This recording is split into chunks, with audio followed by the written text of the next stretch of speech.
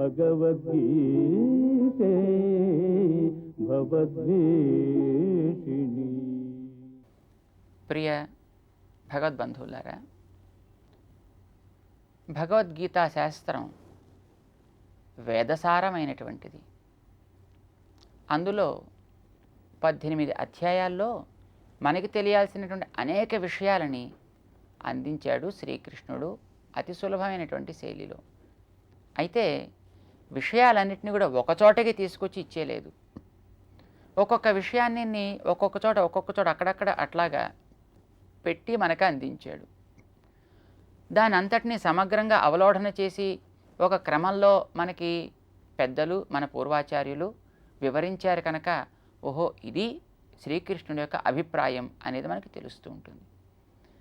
వారి యొక్క ఆ వ్యాఖ్యలు కనుక మనకి లేకపోతే మనకు అదేమిటో అసమగ్రంగాను అసంపూర్ణంగాను, అదేమిటో పరస్పరము విరుద్ధమైనటువంటి భాషణములతో కూడుకున్నట్టుగాను, అంటే ఒకదానికొకటి వ్యతిరేక్తమైనటువంటి స్టేట్మెంట్స్ ఉన్నట్టుగాను, పరస్పరం కాంట్రడిక్ట్ చేసే స్టేట్మెంట్స్ తోటి ఉన్నట్టుగాను మనకు అనిపిస్తూ ఉంటుంది. కానీ నిజానికి అట్లాంటివి భగవద్గీతలో ఉండవు, లేవు కూడాను. సమన్వయం చేసి చూపించేటువంటి మహానుభావుల యొక్క సహకారం మనకు కావాలి. భగవద్గీత 4వ అధ్యాయంలో చాతుర్వర్ణ్యం మయా సృష్టం గుణకర్మ విభాగశః. ఈ చాతుర్వర్ణ్యాన్ని అర్జున నేనే తయారు చేశా, సృష్టి అంతా నా పనే. ఎందుకు చేసావు, ఎలా చేసావు? గుణ కర్మ విభాగశః, గుణాలని బట్టి వాళ్ళ పనుల్ని బట్టి నేను పుట్టించా అని తాను చెప్పాడు ఆయన. చాలామంది ఈ రోజుల్లో పనిని బట్టి పుట్టుక నిర్ణయం చేస్తామా, పుట్టుకని బట్టి పనిని నిర్ణయం చేస్తామా అని రకరకాల చర్చలు జరపడం మనం వింటూ ఉంటాం. ఎవడికి పుట్టుకని బట్టి ఇలాంటి డ్యూటీ అనేది ఉండదండి, వాడు చేసే పనిని బట్టి వాడు దేనికి చెందినవాడు అనేది నిర్ణయం చేస్తాం అని చాలామంది అంటూ ఉంటారు. చేసే పనిని బట్టి నిర్ణయం చేయడానికి అని అంటే కొంచెం చిన్న చికాకోటు ఉంటుందన్నమాట. వాడు వెళ్ళి ఏదో కొన్ని టెస్ట్ ట్యూబులతోటి ఇటు అటు ఆడుతున్నాడు అని అంటే వాడిని సైంటిస్ట్ అని అంటామా? సైంటిస్ట్ చేసే పని టెస్ట్ ట్యూబులతోటి వాడు ప్రయోగాలు చేయుట. వీడు వెళ్ళి ల్యాబ్లో కూర్చుని పైన ఒక తెల్లటి కోటు వేసేసుకుని, తల మీద ఒక తెల్ల క్యాప్ పెట్టేసుకుని, నోటికో మాస్క్ కట్టేసుకుని, ఇటు నుంచి కొన్ని ట్యూబులు అటు నుంచి కొన్ని ట్యూబులు తగిలించేసి అక్కడి నుంచి ఈ ట్యూబులో దాంట్లో పోస్తూ దీంట్లో పోస్తుంటే సైంటిస్ట్ అనుకునేవాడు చేసే పని అదే కనుక ఆ పని వీడు కూడా అక్కడికి వెళ్ళి చేస్తున్నాడు కానీ వీడు సైంటిస్ట్ అని మనం అంటామా? అంటే చేసే పనిని బట్టి వాడు నిర్ణయం చేస్తామా? వాడికి ఉండేటువంటి జ్ఞానం ఎట్లాంటిది అనేది, వాడిని ఏం పేరుతో పిలవాలి అనేది. మరొకడు ఏదో డబ్బు ముందర వేసుకుని వాడు లెక్క పెడుతుంటే వాడిని క్యాషియర్ అని అంటామా? లేదా పుస్తకం పెట్టుకుని వాడు ఎక్కడో డబ్బులు లెక్కలు వేసుకుంటా అంటే వాడిని అకౌంటెంట్ అని అనేస్తామా? అది వేస్తున్నంత మాత్రం చేత అనడానికి వీల్లేదు. వాడు లెక్కలు రాస్తున్నాడు కానీ వాడు అకౌంటెంట్ ఉద్యోగం ఇవ్వాల్సిన అవసరం లేదు. వీడు టెస్ట్ ట్యూబులతోటి ఏదో ట్యూబులతోటి వాడు టెస్టులు చేసుకుంటున్నాడు కనుక వాడిని సైంటిస్ట్ ఉద్యోగం వాడికి ఇవ్వడానికి వీల్లేదు. ఏదైనా ఒక ఉద్యోగాన్ని వాడికి ఇస్తారు అని అంటే ఆ ఉద్యోగం ఇవ్వడానికి ముందర వాడు కొంత చదివి, కొంత సంపాదించి, కొంత యోగ్యతని తెచ్చుకుని ఉండాలి. ఆ యోగ్యత అనేటటువంటిది ప్రధానంగా చూసి వాడికి ఒక పరీక్ష పెడతారు. ఆ పరీక్షలో వాడు నెగితే వాడికి ఒక ఉద్యోగం ఇస్తారు. ఆ ఇచ్చిన ఉద్యోగాన్ని బట్టి వాడికి పని నిర్ణయం జరుగుతుందన్నమాట. ఏ ఉద్యోగం ఇస్తారో వాడు ఆ పనే చేయాలి. అబ్బాయి నువ్వు సైంటిస్ట్ ఉద్యోగం నీకు ఇస్తున్నా అంటే వాడు అక్కడ ఆ ల్యాబ్లో కూర్చుని పని చేయాలి తప్ప ఆ సైంటిస్ట్ ఉద్యోగం తీసుకుని నేను గేట్ దగ్గర కాపలా కాస్తానంటే ప్యూన్ ఉద్యోగం చేస్తానంటే వీల్లేదు. వాడికి ప్యూన్ ఉద్యోగం ఇస్తే నాకు చిచ్చి ఇక్కడ బాగాలేదండి నేను వెళ్ళి అక్కడ ఏసీ రూమ్లో కూర్చుంటానండి, మేనేజర్ గారి రూమ్లో చక్కగా చల్లగా హాయిగా ఉంటుందని వీళ్ళు అక్కడ కూర్చోడానికి వీల్లేదు. వాడికి ఏ ఉద్యోగం ఇచ్చారో ఇచ్చిన ఉద్యోగానికి ఒక పని నిర్ణీతం, ఒక పని నిర్ణయించబడి ఉంటుందన్నమాట. వాడు ఆ పనే చేయాలి. ఆ ఉద్యోగం రావడానికి కారణం వాడు వెనకాతల ఒక క్వాలిఫికేషన్ ఉంటుంది కనుక ఆ క్వాలిఫికేషన్ మొట్టమొదటి సంపాదించుకున్నది, క్వాలిఫికేషన్ని బట్టి ఉద్యోగం అంటే ఒక సీటు, ఆ సీటుని బట్టి ఆ సీటుకి తగినట్టుగా ఒక పని. ఇది ఒక క్రమం. లోకంలో మనకందరికీ తెలిసినది. ఈ సృష్టికైనప్పటికీ అదే క్రమము అంటారు. ఇప్పుడు ఈవేళ ఏవో కొన్ని పనులు మనం చేస్తున్నంత మాత్రం చేత ఆ ఉద్యోగం వచ్చింది అని అనుకోవడానికి వీల్లేదు. ఉద్యోగం అనేది పుట్టుకతోటి ఏర్పడుతుంది అనేదే మనకి శాస్త్ర నిర్ణయం. అంటే వీడు మనిషా అయితే వీడు రజస్సు అధికంగా కలిగిన వాడు కనుక ఈ రజోగుణంతో ఏ పని వీడు చేయగలిగితే తద్వారా వీడికి ఉండేటటువంటి కర్మబంధం తొలగి వీడు తరిస్తాడో అలాంటి పనులన్నీ వాడికి నిర్ణయించబడతాయి. ఆ పనులు వాడు చేయాలి. వీడు దేవ శరీరాన్ని ధరించాడా, అయితే వీడు సత్వం అధికంగా ఉండి వచ్చాడన్నమాట. అప్పుడు ఆ దేవ శరీరంతో వీడు చేయాల్సిన పనులు ఏమేమిటి, శమధమాదులన్నీ ఉంటాయి. అలాంటివన్నీ వాటితోటి వాడు చేసే పనులు 1 2 3 4 నిర్ణయం చేస్తారు. వాడు ఆ పనులు చేసినట్టయితే సత్వగుణాన్ని అధికంగా కలిగి లభించినటువంటి శరీరానికి ఏర్పడ్డ కర్మబంధాన్ని తొలగించుకుని వాడు తరించడానికి వీలవుతుందన్నమాట. అలాగే తిర్యక్కులైనా సరే, తిర్యక్ దేహం కలిగి ఉంటే తమస్సు అధికంగా ఉండి మిగతా తక్కువగా ఉండేవి కనుక అధికమైన తమస్సు కలిగి ఉండేటప్పుడు దాంతోటి చేసే పనులు ఏవేవి చేస్తే అది వీడికి ఉండే పాత కర్మని కూడా తొలగించి తరింపచేస్తుందో అట్లాంటి పనులు వాడికి నిర్ణయం చేస్తారు. ఆ పనులు చేయడం ద్వారా వాడు తరిస్తాడనమాట. తమస్సు చెడ్డది కాదు, తామసిక దేహం చెడ్డది కాదు, రజస్సు చెడ్డది కాదు, రజస్సు అధికంగా కలిగిన శరీరం చెడ్డది కాదు, సత్వం చెడ్డది కాదు, సత్వం ప్రకోపించేటటువంటి దేహం అంతకంటే చెడ్డది కాదు. ఇవన్నీ గుణాలు, ప్రకృతికి ఉండే ధర్మాలు కావా? చేతి ఇవేవి చెడ్డవి కావు. అయితే అవి ఉండేటప్పుడు వాడు ఏం చేస్తే మంచిదో నిర్ణయం చేసి ఉంటారు. అవి చేస్తే వీడికి సుఖం అన్నమాట. అలవాటు అయి ఉండేటటువంటివి కనుక వీడు సుఖంగా చేసుకుంటూ తద్వారా ఇప్పుడు ఇక కర్మ బంధనం కాకుండా పాత వాటిని తొలగించేట్టుగా వీడి జీవితాన్ని సాగించగలుగుతాడు. అలాంటి పనులు మనకి శాస్త్రం నిర్ణయం చేసి ఇచ్చిందన్నమాట. ఆ శాస్త్రం నిర్ణయం చేసి ఇచ్చిందే కర్మ అని అంటాం. ఆ కర్మ వీడికి పుట్టుకతోటి ఏర్పడుతుంది. ఈ పుట్టుకతోటి ఏర్పడ్డ కర్మ, పుట్టుక అనేది మధ్యలో ఉంటుంది. ఆ పుట్టుక కారణం వెనకాతల గుణం ఉంటుంది. దాన్ని మనకి చెప్పడానికే శ్రీకృష్ణుడు గుణ కర్మ విభాగశః అంటాడు. అంటే మా గుణాన్ని బట్టి మేము కర్మని చెప్తామండి అని అంటారన్నమాట. అంటే గుణాన్ని బట్టి కర్మని చెప్పడం కాదు ఆయన 14వ అధ్యాయంలోకి 13వ అధ్యాయంలోకి వెళ్ళిన తర్వాత కారణం గుణ సంగోస్య సదసద్ యోని జన్మసు అని అంటాడు.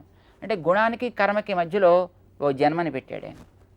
గుణసంగము చేత ఒక సద్యోని లేక అసద్యోని, అంటే ఒక మంచి జన్మ లేక చెడ్డది అనుకునేటువంటి ఒక జన్మ ఏర్పడుతుంది. దేన్ని బట్టి?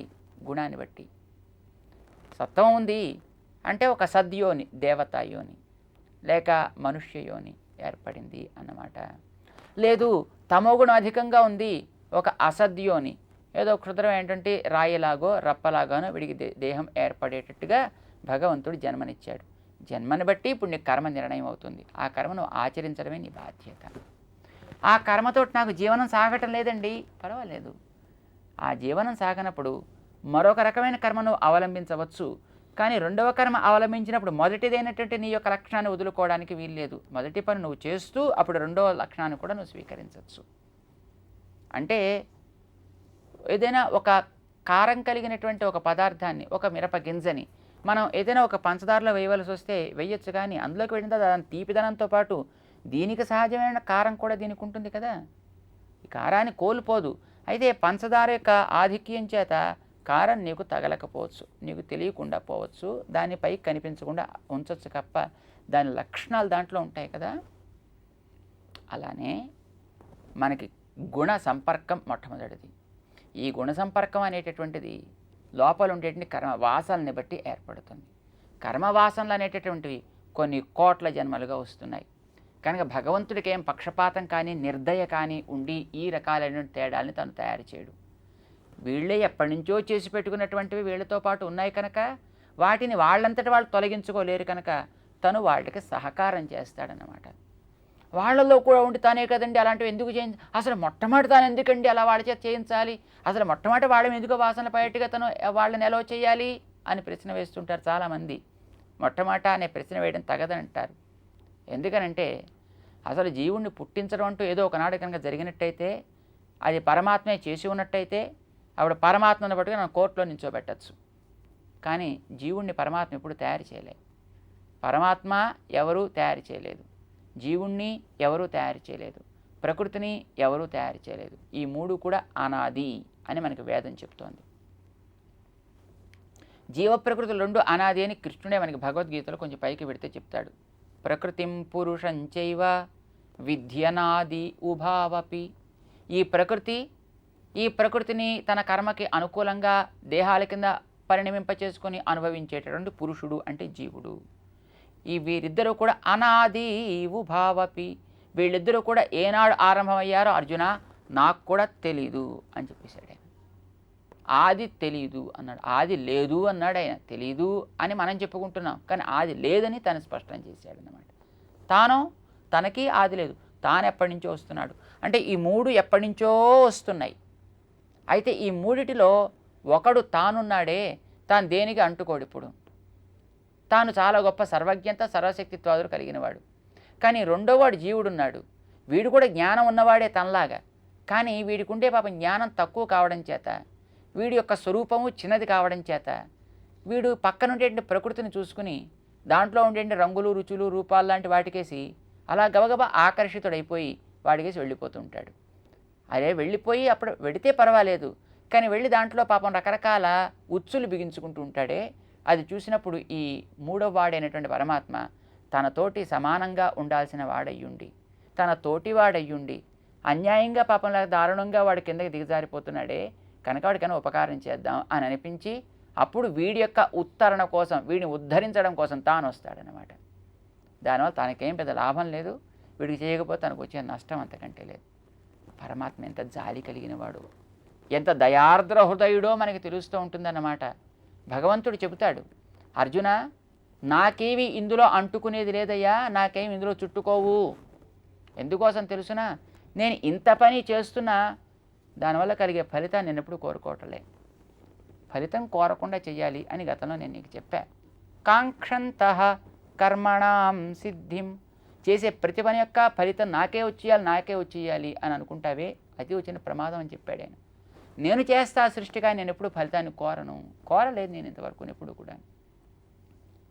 ఫలితాన్ని కోరకుండా వీడికి కాస్త ఉపకారం జరిగితే చాలును అనేటటువంటి దయార్ద్ర హృదయుడు కనుక అప్పుడు వీడికి సహకారం చేయడం కోసం వీడికి మంచి శరీరాన్ని ఇచ్చి తాను చేస్తుంటాడు. ఈ జీవుడు ఎప్పటి నుంచి ఇట్లాగా తనతో పాటు ప్రయాణం చేస్తున్నాడు ఈ ప్రకృతిలో అంటే అనాది ఉభావపి, వీడు అనాదిగా చేస్తున్నాడు. కనుక ఎప్పుడు కర్మ ఆరంభమైందండి, అసలు ఆ మొదటి కర్మను భగవంతుడు ఎందుకండి వాడికి అంటించాడు, వాడు అలా అంటున్నట్టు ఎందుకండి పర్మిట్ చేశాడు అంటే, పర్మిట్ చేయడం చేయకపోవడం తన ప్రశ్న, తన ప్రమేయం ఏం లేదు. వాడి జ్ఞానాన్ని వాడు వాడుకుంటున్నాడు, కర్మవాసనలు చేర్చుకున్న వాటిని తగ్గించడానికి తాను ఉపకారం చేస్తున్నాడు. తన ఉపకారం చేయకపోతే అందులోనే మరింత మరిగి ఉండిపోతాడన్నమాట. అలా ఉండకుండా వాడిని బాగు చేద్దాం అనేటువంటి కోరిక భగవంతుడికి. అందుచేత అనాదిగా వస్తుండే కర్మ వాసనా ప్రభావం చేత పైకొచ్చే సత్వాది గుణములు, ఆ సత్వాది గుణముల చేత ఒక జన్మ, అది సాత్విక జన్మో రాజస జన్మో తామస జన్మో, ఆ జన్మకి అనుకూలమైన ఒక కర్మ. ఈ కర్మ అనుభవించడానికి తగినట్టుగా వాడికి కాస్త నేను సహకారం చేస్తా. ఆ చేసిన సహకారంతో వాడు ఆచరించిన కర్మ వాడిని తరించేట్టుగా ఉంటే నాకు అంతకంటే మరేం అక్కర్లేదయా. అలా చేయాలంటే వాడు కర్మయోగం ఆచరించాలి. అది ఫలితం కోరకుండా చేస్తే మంచిది. ఆ చేసేటటువంటిది పక్కన నేను సహకరిస్తానని తెలుసుకుని చేసినట్టయితే, నన్ను కోరి చేసినట్టయితే వాడు ఇంకెప్పుడు అలాంటి చికాకుల్లో వెళ్ళకుండా నేను చూస్తా. అదే కర్మయోగం అని అంటే ఆ పని నిన్ను చెయ్యి అని అంటున్నాను. ప్రకృతిలో మిగతా ఉండే నీకు బాధ్యతలు ఏవి ఏర్పడ్డాయి అవన్నీ కూడా నువ్వు చేసుకో, వాటిని నువ్వేం వదలాల్సినట్టు అవసరం లేదు. నన్ను తోడుగా పెట్టుకుని నువ్వు చేసుకో, అవి నీకు అంటుకోకుండా నేను చూస్తా, కొత్తవి అంటుకోకుండా చూస్తా. ఆ చేసిన పని వల్ల పాతవి కూడా తొలగేటట్టు నేను చేస్తా, నువ్వు ఆనందాన్ని పొందేట్టు నేను చూస్తాను ఇత అని చెప్పింది. అలా చేయడమే కర్మయోగం అంటాను. కానీ వీడు అది మానేసి ఆయన్ని మర్చిపోయి మిగతా వాళ్ళు ఎవరినో పట్టుకుని వాళ్ళ చుట్టూ వీళ్ళ చుట్టూ తిరగడం ఆరంభం చేసి తను మరింత కిందకి దిగజారిపోతున్నాడు. అలా వద్దు అని స్వామి చెప్పడం మనకి ఈ 4వ అధ్యాయంలో కనిపిస్తుంది అన్నమాట. దానికే స్వామి చెబుతాడు, హే అర్జున, పనులు చేయడం తప్పు కాదయ్యా, ఆ పనులు చేసేటప్పుడు వెనకాతల చేయించేవాడు ఒకడున్నాడనేటటువంటి జ్ఞానం కలగడం ప్రధానం. జ్ఞానం చాలా ఇంపార్టెంట్ ఉంటాడు. పని బంధకమా లేకపోతే పని వెనకాతల పెట్టే భావం బంధకమా? దీనికి స్వామి నమాం కర్మాణి లింపంతి అనే శ్లోకంలో సమాధానం చెప్తాడు.